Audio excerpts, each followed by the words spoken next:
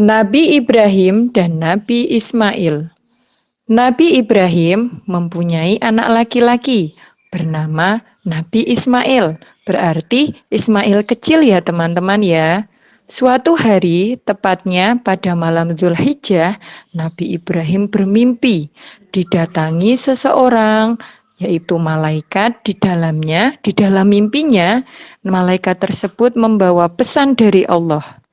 Isinya untuk mengorbankan putranya. Kata malaikat, Nabi Ibrahim diperintah Allah untuk mengorbankan putranya Nabi Ismail. Wah, kaget sekali Nabi Ibrahim karena perintah Allah disuruh mengorbankan putranya.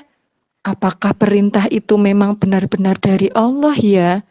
Ternyata beberapa hari kemudian Nabi Ibrahim bermimpi yang sama teman-teman. Mimpinya sama, mimpinya ketemu sama malaikat lagi, perintahnya sama, disuruh mengorbankan Nabi Ismail. Nah, karena mimpinya beberapa hari sama, Nabi Ibrahim meyakini bahwa itu adalah perintah dari Allah. Kemudian Nabi Ibrahim keesokan harinya menyampaikan kepada Nabi Ismail putranya, berarti Nabi Ismail masih kecil ya teman-teman ya, menyampaikan perintah Allah lewat mimpinya tadi untuk mengorbankan Nabi Ismail. Ternyata Nabi Ismail menjawab, "Ya sudah ayah, kita ikuti saja perintah Allah." Wah, hebat sekali ya Nabi Ismail ya, ternyata menjawabnya malah untuk mengikuti perintah Allah. Karena Nabi Ismail adalah anak yang solih, yang patuh terhadap Allah. Kemudian keesokan harinya lagi, Nabi Ibrahim dan Nabi Ismail siap untuk melaksanakan perintah Allah. Tapi ketika sudah akan mengorbankan Nabi Ismail, tiba-tiba Allah mengganti Nabi Ismail dengan seekor kambing. Celing! Allah itu hebat ya teman-teman ya, bisa mengubah apapun.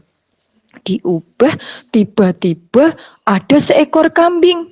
Nabi Ibrahimnya kaget. Nabi Ismailnya tiba-tiba ada di sebelahnya. Tapi yang akan dikorbankan berubah menjadi kambing. Nabi Ismailnya tetap ada teman-teman. Nah, ternyata Allah hanya menguji keimanannya Nabi Ismail dan Nabi Ibrahim. Apakah Nabi Ibrahim dan Nabi Ismail tetap mengikuti perintah Allah? Ternyata tetap ya teman-teman ya. Nah, ini adalah kisah yang bisa kita ambil pelajaran bahwa kita hendaknya tetap patuh pada perintah Allah, apapun perintah dari Allah. Karena setiap perintah Allah pasti ada maksudnya. Seperti kisah Nabi Ibrahim dan Nabi Ismail. Ternyata Allah sedang menguji keimanannya Nabi Ibrahim dan Nabi Ismail. Bagaimana beliau itu Nabi Ibrahim dan Nabi Ismail, apakah patuh atau tidak terhadap perintah Allah.